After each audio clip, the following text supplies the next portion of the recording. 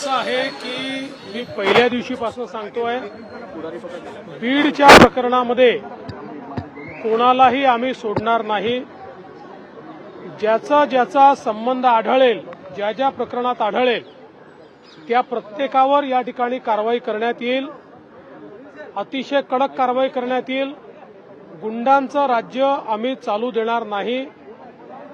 कोणालाही या ठिकाणी अशा प्रकारे हिंसा करता येणार नाही, खंडणी मागता येणार नाही। या दृष्टीने तपास अतिशय गतिशील केलेला आहे आणि त्यामुळेच आज त्यांना त्या ठिकाणी शरणागती पत्करावी लागली आहे। आता हत्येतले जे आरोपी फरार आहे त्यांना पकडण्याकरता देखील वेगवेगळ्या टीम्स या पूर्णपणे कामी लागलेल्या आहेत आणि कुठलाही आरोपी आम्ही त्या ठिकाणी सोडणार नाही, सगळ्यांना शोधून काढू।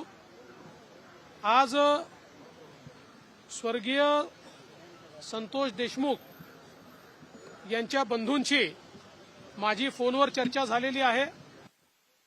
त्यांनाही मी आश्वस्त केलेलं आहे की तुम्ही काळजी करू नका, काय वाटेल ते झालं तरी सगळे दोषी शोधून आणि जोपर्यंत ते फासावर लटकत नाही तोपर्यंतची सगळी कारवाई पोलीस करतील।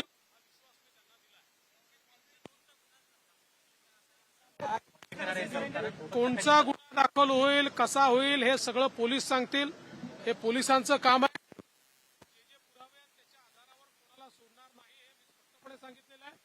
त्यामुळे या संदर्भात वेळोवेळी पोलीस निर्णय करतील, पोलीस ब्रीफिंग करतील। जाणीवपूर्वक ही केस सीआयडीला देण्यात आलेली आहे, त्यांना पूर्ण स्वायत्तता देण्यात आलेली आहे। कोणाचाही त्यांच्यावर दबाव चालवून घेतला जाणार नाही, कुठलाही दबाव राहणार नाही।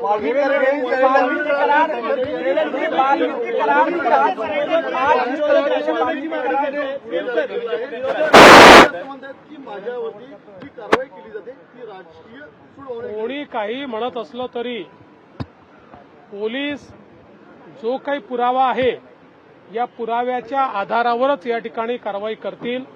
त्यामुळे व्हिडिओत काय म्हणताय, कोण काय म्हणत नाही हा विषयच नाही। विषय हा आहे जिथे पुरावा आहे त्याला सोडलं जाणार नाही।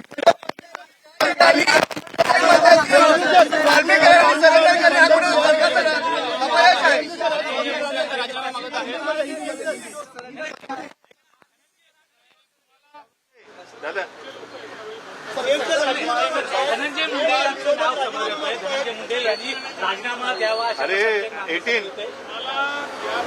या राजकारणामध्ये जायचं नाही।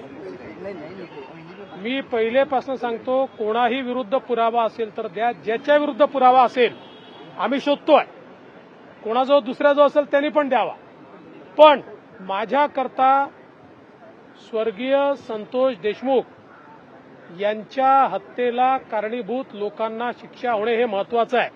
काही लोकांना केवळ राजकारण महत्वाचं आहे, त्यांचं राजकारण त्यांना लखलाभ, त्यांच्या राजकारणाने मला वाटत नाही की काही फार त्याच्यात काही फायदा होईल। त्यामुळे मला कुठल्याही राजकीय वक्तव्यामध्ये जायचं नाही, त्याचं समर्थनही करायचं नाही, त्याचा विरोधही करायचा नाही। हे राजकारण त्यांनी त्यांच्या ठिकाणी करत राहावं। मात्र आमची भूमिका स्पष्ट आहे, स्वर्गीय संतोष देशमुख यांना न्याय मिळवून द्यायचा, तो आम्ही मिळवून देऊ।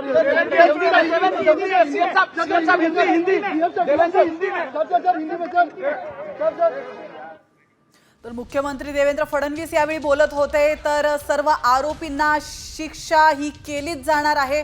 फासावर लटकवण्यापर्यंत सर्व कारवाई ही पोलिसांकडून व्यवस्थित केली जाते आणि पर्सनली आपण या सर्व गोष्टीमध्ये लक्ष ठेवून आहोत असं देखील मुख्यमंत्र्यांनी म्हटलेलं आहे। आणि या दरम्यान स्वर्गवासी संतोष देशमुख यांचे बंधू धनंजय देशमुख यांच्याशी देखील आपण बोललेलो आहोत असं देखील फडणवीस म्हणाले।